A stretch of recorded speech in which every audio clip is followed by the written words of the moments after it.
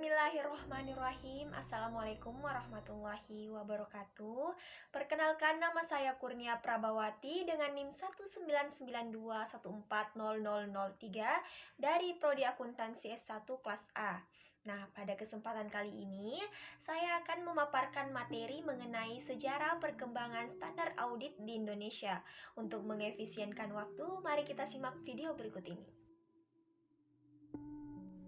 Nah, sebelum kita membahas lebih lanjut mengenai sejarah perkembangan standar audit di Indonesia, terlebih dahulu saya akan menjelaskan apa sih yang dimaksud dengan audit itu. Nah, di sini saya akan memaparkan dua pengertian dari audit atau auditing, yang dimana yang pertama secara umum dan yang kedua menurut para ahli.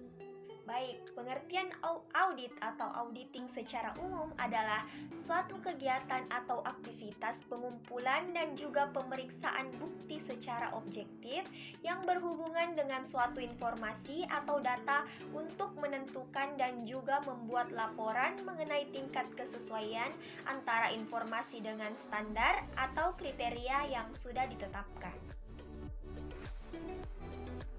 Sedangkan pengertian audit atau auditing menurut para ahli yaitu menurut Peraturan Menteri Negara Pendayagunaan Aparatur Negara, auditing adalah suatu proses identifikasi masalah, analisis dan evaluasi bukti yang dilakukan secara independen, objektif, profesional berdasarkan standar audit untuk menilai kebenaran, kecermatan, kredibilitas, efektivitas, dan keandalan informasi pelaksana tugas dan fungsi instansi pemerintah menurut per/05M.PAN/03/2008. Topik selanjutnya yaitu sejarah perkembangan standar audit di Indonesia. Profesi akuntansi di Indonesia dapat dikatakan masih tergolong muda. Akuntansi mulai dikenal di Indonesia setelah tahun 1950-an, yaitu pada saat banyak organisasi bisnis yang didirikan di Indonesia dan akuntansi sistem Amerika mulai dikenal, terutama melalui pendidikan yang ada di perguruan tinggi. Nah, perkembangan akuntansi yang ada di Indonesia ini terjadi pada tahun 1973, yaitu pada saat Ikatan Akuntansi Indonesia atau IAI menetapkan berbagai prinsip dan juga norma pemeriksaan akuntan atau NPA. Nah, prinsip akuntansi dan juga norma pemeriksaan tersebut hampir seluruhnya mengadopsi prinsip akuntansi dan kriteria audit yang berlaku di Amerika Serikat. Pada tahun 1995, lahirlah Undang-Undang tentang Perseroan Terbatas yang mewajibkan perseroan terbatas untuk menyusun laporan keuangan. Dan apabila perseroan tersebut adalah perusahaan publik, maka laporan keuangannya wajib untuk diaudit oleh akuntan publik. Pada tahun tersebut juga lahir Undang-Undang tentang Pasar Modal yang semakin meningkatkan peran dari akuntansi dan juga pengauditan, khususnya bagi perusahaan yang sahamnya dijual di pasar modal, yaitu perusahaan publik.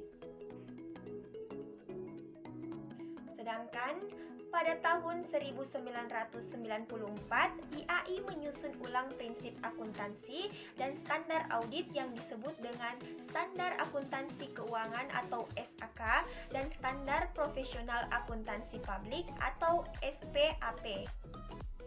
Sejalan dengan hal tersebut, IAI membentuk Dewan Standar Akuntansi yang secara berkelanjutan menerbitkan Pernyataan Standar Akuntansi Keuangan atau PSAK.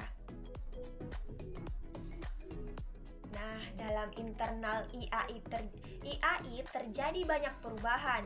Terakhir pada tahun 2007, Kompartemen Akuntan Publik memisahkan diri dari IAI dan membentuk Institut Akuntan Publik Indonesia atau IAPI sebagai organisasi yang mandiri.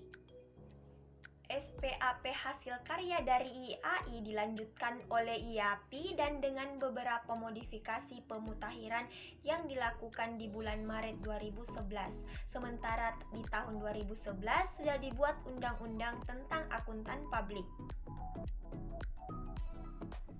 Nah, yang terakhir, SAK yang ada di berbagai negara secara bertahap mulai diselaraskan dengan International Financial Reporting Standard atau IFRS dengan diterbitkan oleh International Accounting Standard Board atau IASB. Nah, demikianlah tadi sedikit pemaparan materi mengenai sejarah perkembangan standar audit di Indonesia dari saya. Kurang dan lebihnya mohon dimaafkan. Wabillahi taufiq wal hidayah. Wassalamualaikum warahmatullahi wabarakatuh.